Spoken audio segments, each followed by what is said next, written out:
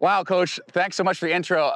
It's crazy being back here because this is the guy that actually got me to start running in the first place. I hate to say this because he's gonna roll his eyes, but I hated running when I was your age. I absolutely hated it. I grew up as a soccer player, played competitive soccer in the Valley, and an ice hockey player, and I really, really wanted to play varsity soccer and ice hockey for Bishop Kelly. I was about 5 feet tall, 95 pounds when I started high school here at BK.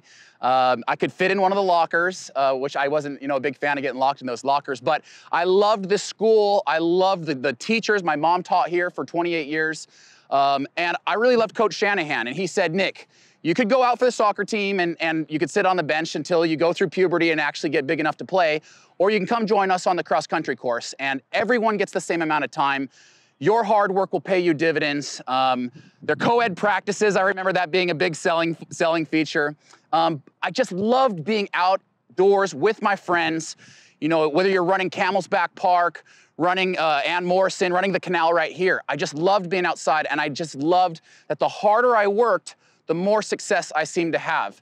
And even on the rare days when we would goof off and run over to Bora Pool and swim instead, Coach Shanahan was so patient with us. He was so understanding. And whenever I talk to high school kids or talk to high school coaches, I always just say, if we could just mint more Tom Shanahans, this is exactly what a high school prep program needs. He's just the exact guy to make running fun, to encourage kids to be the best versions of themselves that they can be.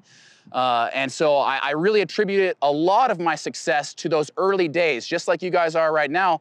There's no telling how far this sport can take you, whether it's in the marathon, in track and field, in cross country, wherever you decide to go with the sport of running. It's a lifelong sport, and the harder you work, the more opportunities will open up for you. I never, ever thought that I would run professionally. In fact, I didn't even think I would run in college. I ended up going to a Division III school because I didn't get a single Division I or D2 or NAIA offer.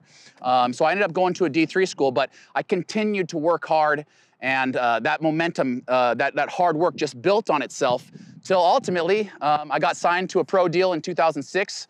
I ran for Nike professionally for 8 years, made 2 Olympic teams, both the Beijing and London Games for Team USA. And then I finished out my career 4 years with Brooks Running. And then in 2017, I retired at the age of 33. That was about a 12-year pro career. And the average track and field pro career might only be 3 or 4 years. So the foundation that I built here at Bishop Kelly, when Coach Shanahan would give me hard work, but not, break me day after day. That's what allowed me to have that long career. I was healthy for so many years. And I think another, feather in his cap, the philosophy that he has for training, it's spot on. The philosophy that he approaches periodization, that he approaches a season with, it's the exact same philosophy my college coach had. It's the exact same philosophy my professional coaches had. He coaches with the knowledge of a person that's coached, world-class athletes. And so, thanks to Coach Shanahan for giving me a great foundation, and thanks to Bishop Kelly for just being a great place to be a student and a great place to be an athlete. I do like to come back here as much as I can. I actually live in Eugene, Oregon with my wife and our little dog, but I try to come back here at least once or twice a year. My family's still based here.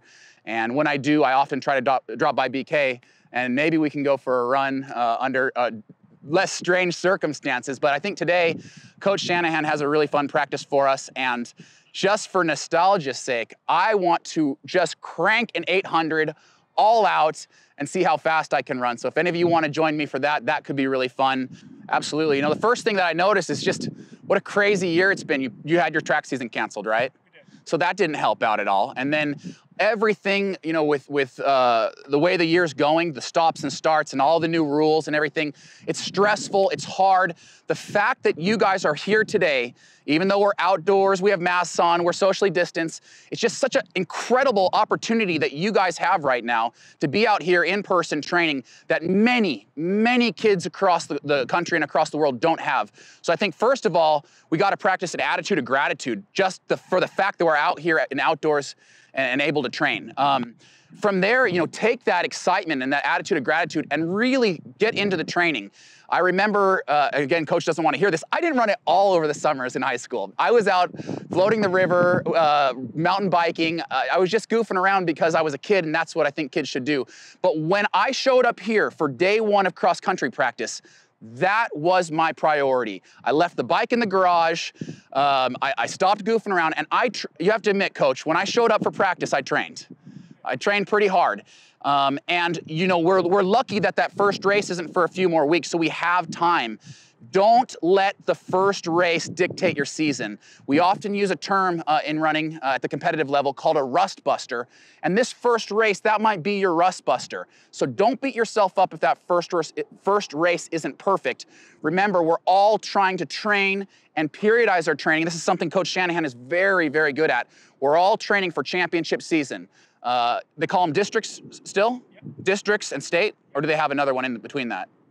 Districts and state, that's what matters. So everything we're doing, we're not trying to win practice. We're not trying to be great September 12th. We're trying to be great, the best version of ourselves we can be during championship season.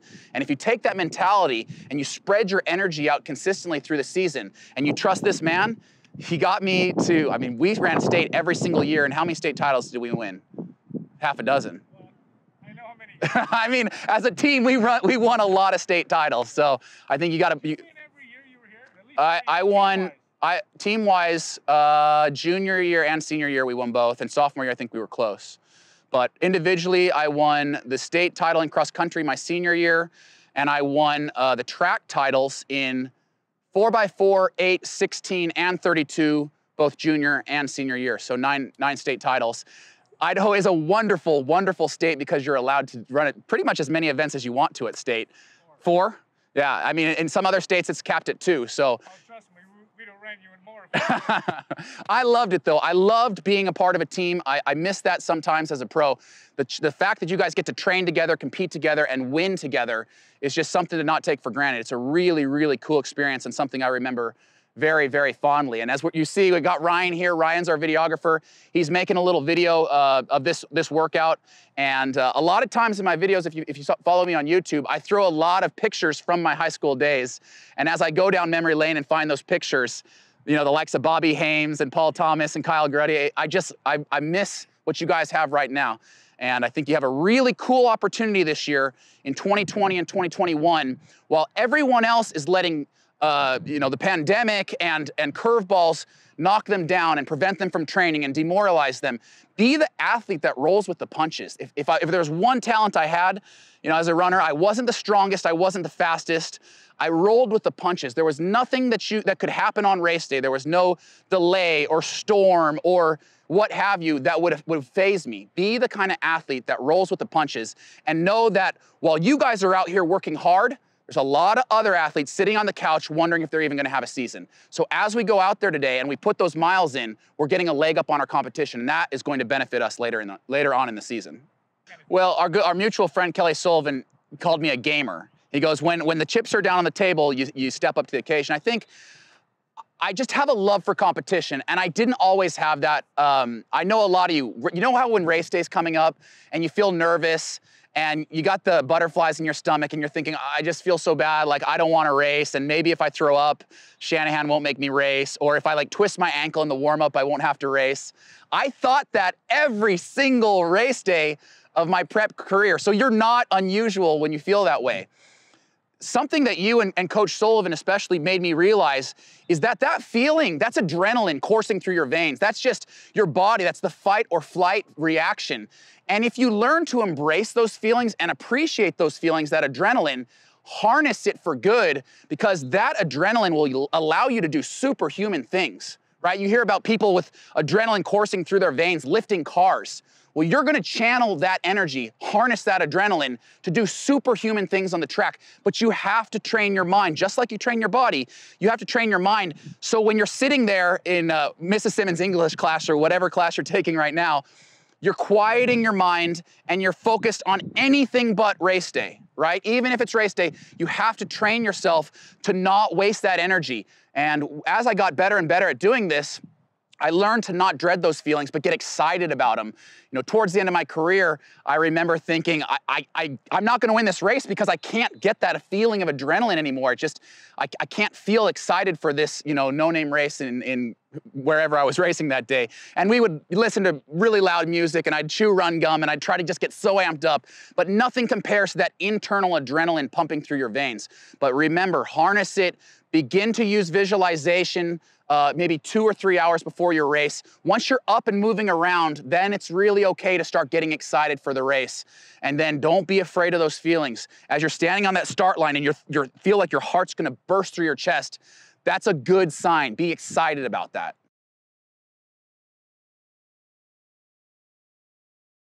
I will say I'm very proud of the way I handled the nerves going into that race. To get to an Olympic final in the men's 800, it's not like you just show up and run the final. They bring about 50 or 60 people in from around the world, the fastest 50 or 60, and you have to qualify through rounds. And I was actually just lucky to be in that race because I only qualified in the semis on time. I was the 3rd place finisher, but I happened to have a fast enough time that qualified me into the finals. So first of all, we talk about an attitude of gratitude. I was so grateful just to be in that race. But once I got past that gratitude, I said, no, I'm one of the fastest people, one of the top 8 people in the world. I deserve a starting spot. And I talked with my coach and I said, Coach, what's the plan here? At that level, you've raced everybody, you've seen everybody so many times. We knew how the race was gonna unfold. David Rudisha was gonna go out and try to run the world record. He had said as much. And my coach said, Nick, we can't control what David Rudisha is doing. We can't control what the other athletes are doing. What we can control is your race plan. And your race plan is to go out in 50.5 and come back in 52.5. He said, that will give you a 143, which at the time would be over a half-second personal best for me. You'll run a 143 and you will be the Olympic silver medalist. I hit my splits to a 1/10 of a second. In fact, I found even a little bit more. I went 50.5, 52.4, for 142.9, the fastest 5th place finish ever. It just wasn't good enough for a medal that day, So it's a bittersweet memory. It's a bittersweet memory for me in the sense that I really wanted to win a medal for our country.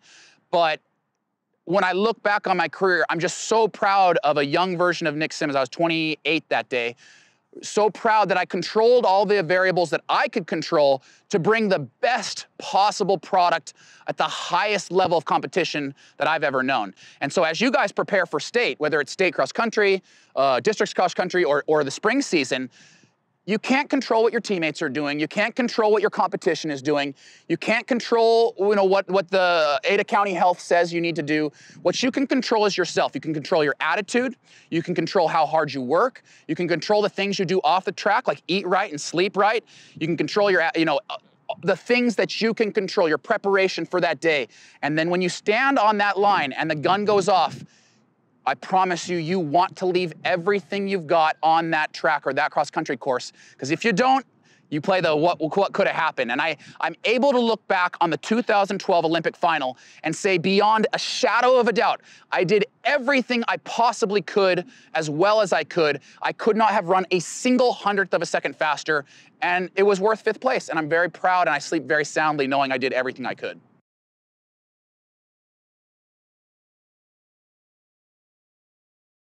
Well, I'll start by saying you don't know if you're a state qualifier or a state champion until you put in the work, right? When I first came out for cross country, I joined cross country because a girl I had a crush on asked me to. I had no idea where it was gonna take me. I just want to spend more time with the girl. But I was willing to put in the work to find out how good I could be. And literally none of you know how good you can be. One workout won't tell you that. One season won't even tell you that. You won't know until you put in the work. Now, if you're out here to have fun, that is absolutely okay, and you're lucky to be part of this program because this man welcomes any single body that wants to run it, regardless of talent, and in some respects, regardless of work ethic, because I remember on those first couple of days of practice, we would actually run over to the mall and get C's samples, so I know I wasn't working that hard those first couple days, but you have an opportunity here to focus on learning about running, to focus on learning about a healthy lifestyle, to have fun being outdoors with your friends, and learning about a sport, whether you love it or hate it today, learning about a sport that can do really wonderful things for you for the rest of your life, whether you take it and try to go run in college or just, learn about running and improving your body through this wonderful sport of ours, there's a spot for every single person in running. And along those lines, because I know a lot of you probably do want to run in college, I promise there is a college program for every single person, regardless of ability, whether you are a state champion or DFL at the cross-country race, this Bob Furman or wherever you guys are racing. There is a college program for every single person that wants to run in college. I really mean that.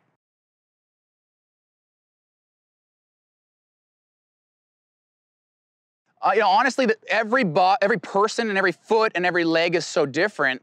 I usually recommend that people go to their local running store, and we have some great ones here in Boise. I don't know what closed down in the spring, but Bandana's still open. Bandana's a great store, and they actually fitted me for my very first pair of shoes.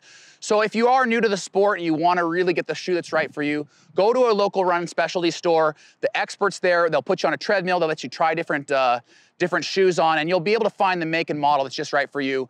I am not, I'm brand agnostic. I think almost all of the brands can make a shoe that's good for you. Nike makes great shoes, Brooks makes great shoes. They all make a lot of models, so your chances are you're gonna find one that's great for you. Yeah. What made me want to start my company, Run Gum? That is a great question. So when I was running, I had another great coach. His name's Sam LaPre. He was kind of my mentor. And he traveled around with me in college and then as a pro. And when I turned 30, we saw the writing on the wall that I was starting to get a little slower, more injuries and not recovering as quickly. And I just knew that the lottery ticket that was these legs, that was paying my bills and allowing me to do all these cool things, it was gonna end eventually. And I needed to have another way to make money. I needed to have an exit strategy from professional track and field. And I'd had this idea for an energy gum. I love energy drinks. I still do to this day. But drinking an energy drink and then running is kind of like the last thing you want to do. And I purged my stomach of too many energy drinks to count. I thought, why don't we just take the stimulants out of the energy drink and put it into a piece of gum? I can get the caffeine, the taurine, the B vitamins, feel that immediate lift in energy and focus without heavy acidic liquids sloshing around my stomach. So I'd been talking to Coach about this for so long, and in 2014, I got injured and had to miss the entire outdoor season. And he said, well, you know what? Now we have all the time and energy in the world to bring Run Gum to the market. We spent the entire summer working on it, and it launched October 14th, 2014. And it's now found nationwide on Amazon, in Target, in Walmart, rungum.com. So I was really, again, I talk about my younger self, and my younger self did some really dumb things, but my younger self did a couple things right. And starting a company before I retired was the right thing to do, and I'm so grateful for it because now I get to drag Ryan around with me everywhere I go and make cool videos. Really good question. So what did I learn as a runner that I can carry over into other aspects of my life? Runners are really tough. You just don't get to, there are easier things you guys could be doing, right? You can go play video games. You sit on your butt and play video games. Nothing wrong with that. It's not that hard. You could, there's dozens of other things you could go do. You've chosen to come out here in 95-degree heat and run around this track and do what this man says. It's not easy. And it teaches you discipline. It teaches you the benefit of hard work. It teaches you to invest in yourself, right? I love the football team to death, but if one guy's having a bad day, there's other guys to step in and take his place. Not so when you're out here. When you're out on that track, maybe in cross country it's a little different, but when you're out on that track, it's you and the results rest on your shoulders. So you learn to rely on yourself, to invest in yourself. And all of those aspects, the tenacity, the hard work, the perseverance, those are the kind of characteristics that will take you far in anything you want to do. Oftentimes, I get asked on podcasts or shows that I go on, they say, what made you successful on the track and what makes you successful in business? Is there one commonality between the two? I say, if you want to be successful in anything, there's literally only one characteristic you have to have. It's perseverance. You don't even have to be that good at things. You don't even have to be that naturally that good. If you're the kind of person that never stops, you will be good eventually. Has anyone here ever seen one of my YouTube videos? They're kind of silly. if you watch my YouTube videos, they're getting really good now that Ryan's editing them. But when I started out YouTubing, I was horrible. Go back and watch some of my old YouTube videos. I'd launch a video and no one would watch it. And I just kept getting demoralized. And I'm like, I'm not good at this and I'm never going to be good. And I really want to be good at it, but I'm just not naturally gifted when it comes to YouTubing. But I tracked every single month what my subscriber count was. And it went from 500 to 550 to 600 to 650, which is not a ton of subscribers by any means. But do you see that trajectory? And I said, well, I'm not that good at it now, but if I just never stop, if all I do is just pick up 50 more subscribers every single month, then one day I'll have a lot of subscribers. I'll probably be 95 years old by that day, but at some point, as you're following that trajectory, you're learning along the way, and that line that's going like this eventually started to curve like that. And I now, as of about, I don't know, 20 minutes ago, I think I have 250,000 subscribers. It's a huge audience that I'm able to connect with on a weekly basis, entertain, inspire, motivate, occasionally sell run gum to them. I freaking love YouTubing, but I wasn't good at it when I started. So if you're not great at running, or you're not great at math, or you're not great at YouTubing, or whatever you decide to kind of wade into, don't be discouraged initially. Be the kind of person that perseveres, that continues to build and build and build until all of a sudden you look around and you're like, oh, I'm pretty good at this.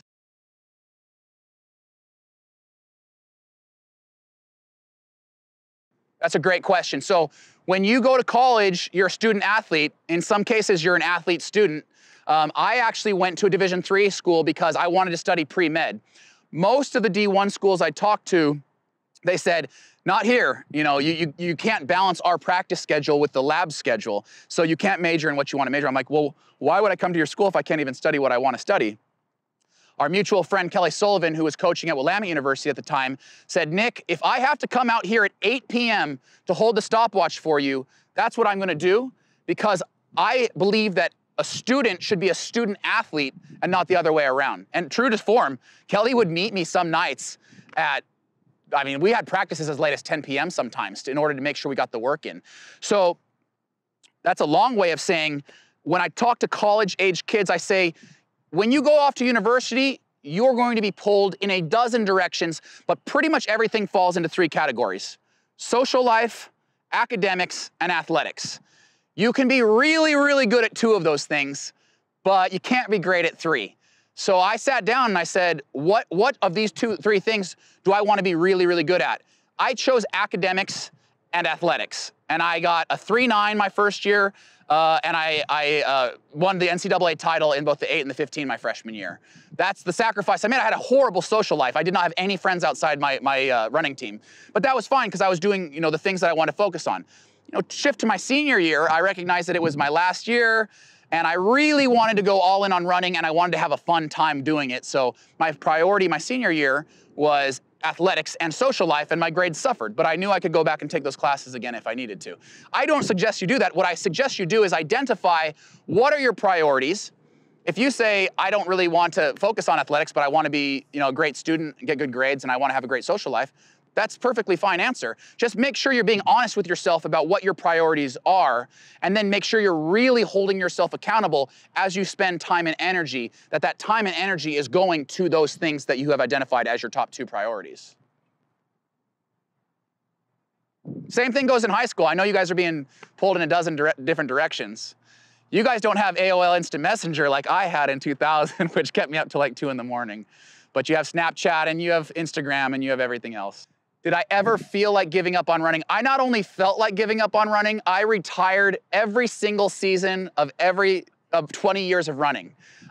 Like I said, running is a really, really hard sport, and there will always come a moment in a season where you're just over it. You know, you've trained so hard and maybe the results aren't coming, or you've just trained so hard and you're really, really tired and you're just over it.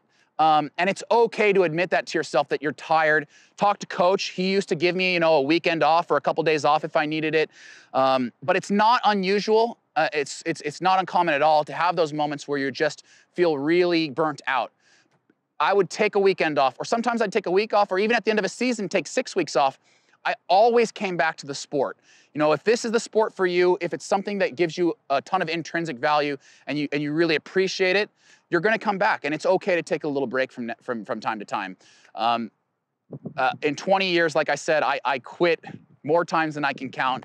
The only time I ever actually retired was when my body physically wouldn't allow me to do what I needed it to do. And even then I still ran. I ran a marathon shortly after I retired. Today I run, a few times a week. Today we're gonna rip an 800. So I still love to run.